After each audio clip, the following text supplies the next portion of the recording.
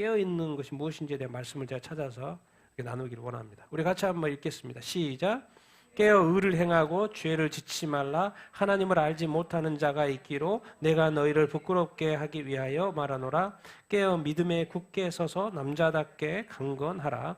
그러므로 이르시기를 잠자는 자여 깨어서 죽은 자들 가운데서 일어나라. 그리스도께서 너에게 비추이시라 하셨느니라.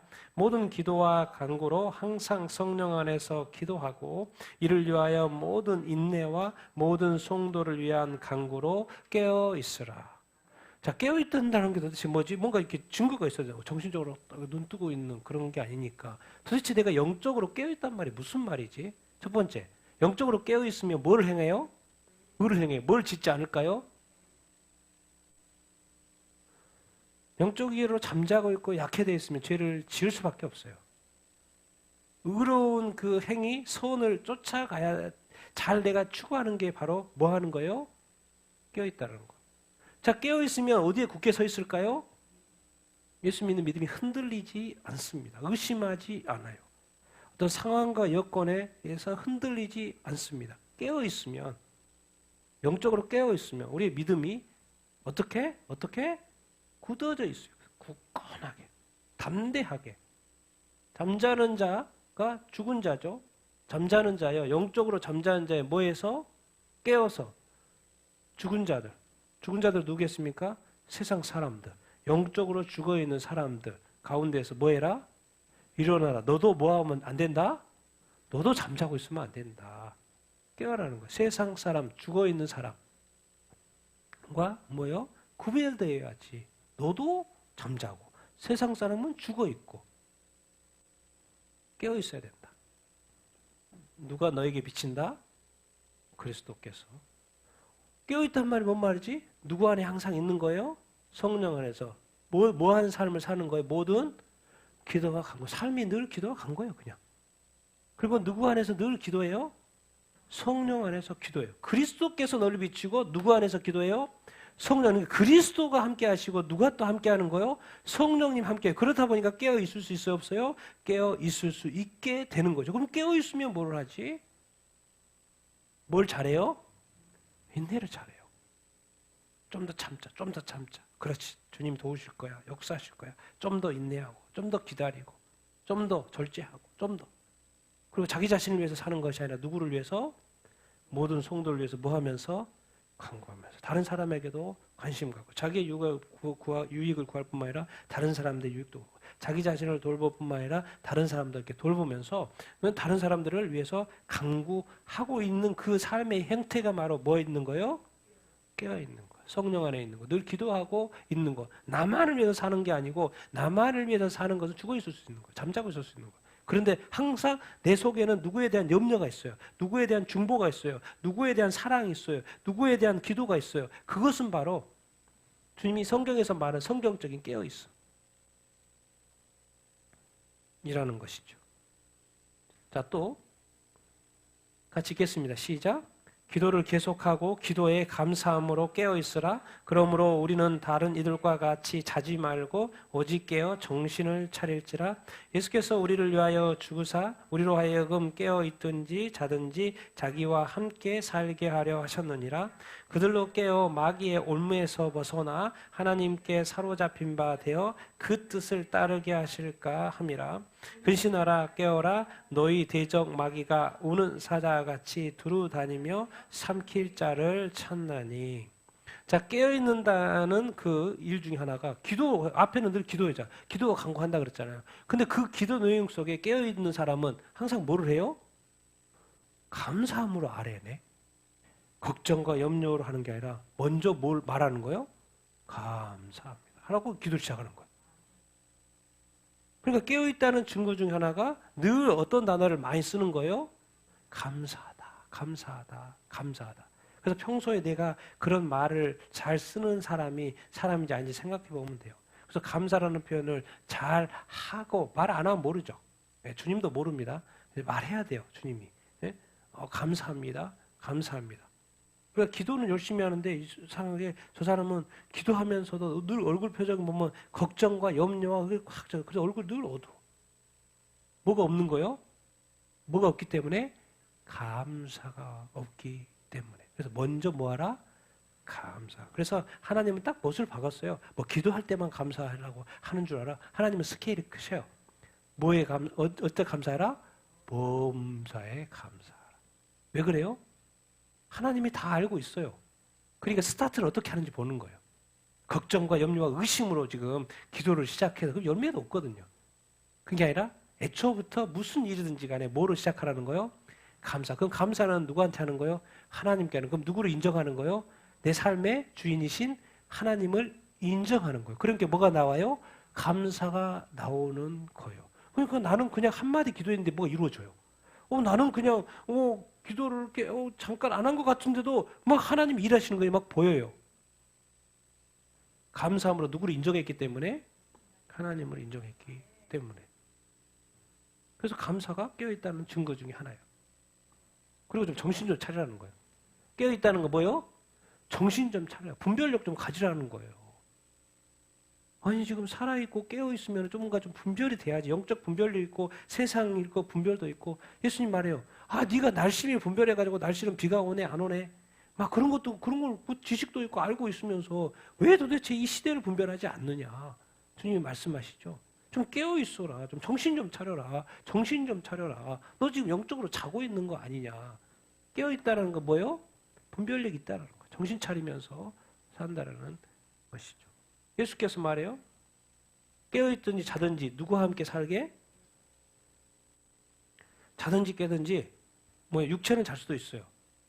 근데 이 그리스도인의 삶이라는 것 자체는 뭐예요? 누구와 늘 동행하는 거예요? 예수 그리스도. 우리 주님과 뭐 하는 거예요? 동행하는 거예요. 주님이 나의 누구니까? 주님이라는 뭔 말이야? 나의 누구냐는 거예요? 주인이라는 거예요. 근데 지금 이 시대에 많은 교회와 목사님과 성도들의 주인이 누군가요? 나 자신인 거예요. 절대로 주님한테 묻지 않아요. 내가 결정하지. 주님한테 기도하지 않아요. 어떻게 할까요? 제가 어제도 주님한테서 이렇게 기도했어요. 주님, 내가 어떻게 해야 될까라는 기도를 하고 막 글들을 썼어요. 나를 조금 알게 해주십시오. 그런데 오늘 정확히 3가지를 보여주셨어요. 그 말이 뭔 말이야? 주님이 응답하신 거예요? 안 하신 거예요? 응답하신 거예요. 내가 주님한테 질문을 던졌더니 그냥 그 다음날 바로 응답하시네. 질문을 해야지 응답이 있을 거 아니에요. 왜? 삶이라는 건 뭐예요? 누가 동행하는 거예요? 주님과 동행하는 거예요. 그러니까 내가 고민이 있고 그러면 어떻게 해야 될까 잘 모르겠으면 누구한테 물어보면 되는 거예요? 주인한테 물어봐요. 근데 일주일도 아니고 그냥 바로 다음날 오늘 그냥 바로 대답하셔요.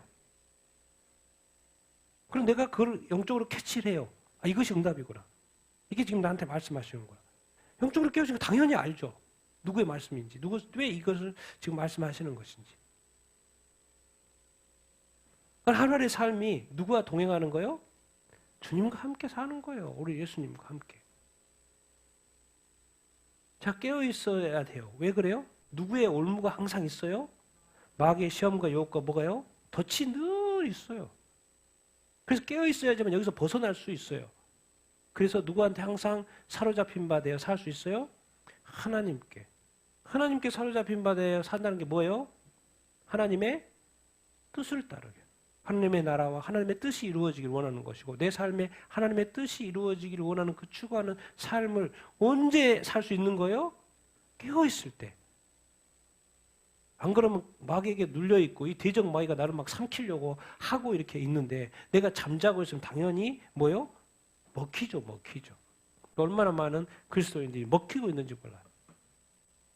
맨날 우리가 TV 보면 동물의 왕국 보면 뭐야? 동물들끼리 싸우고 서로 먹냐 먹히냐 하잖아요. 그걸 보면서 여러분 무슨 생각하십니까?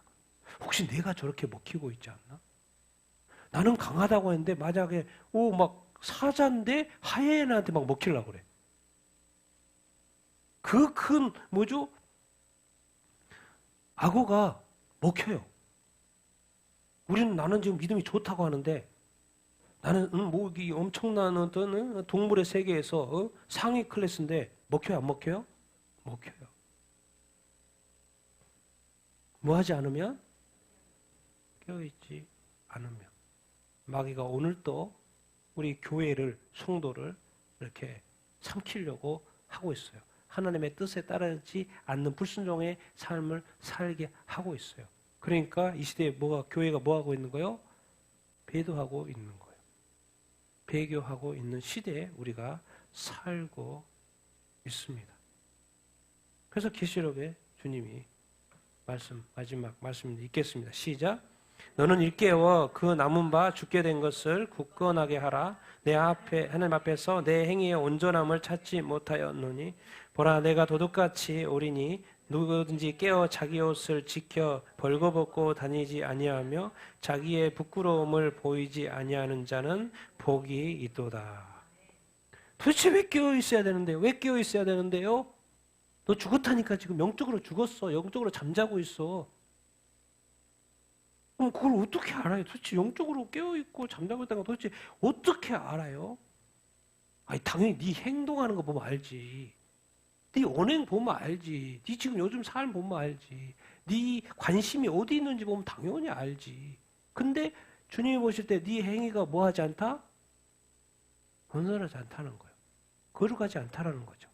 반쪽짜리로 지금 살고 있다라는 거죠.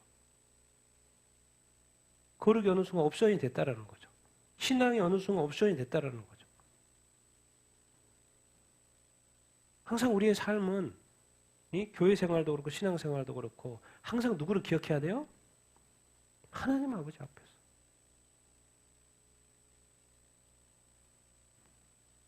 하나님 아버지 앞에서 과연 나의 삶이, 내 행동이 어떠한지 늘 생각해 봐야 됩니다.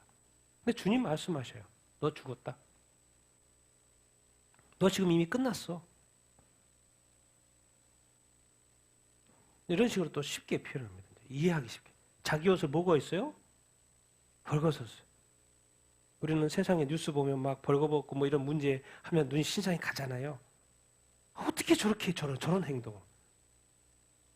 주님 말씀하셔. 네가 그러고 있다. 왜 그런 사건을 보여주겠습니까? 그 사람도 문제 있지만 네가 그렇다. 네가 지금 영적으로 벌거벗었고 네가 지금 이 부끄러움 가운데 있는데 네 자신을 보라는 거죠. 우리가 부끄러움 가운데 있고 벌거벗고 있는데도 깨어있지 않으면 알 수가 없어요. 근데 주님 말씀하셔요. 난 분명히 말했다. 내가 뭐같이 온다? 도둑같이 온다. 분명히 너한테 예고 안 하고 올 거야 라고 이미 말씀을 수없이 하셨어요.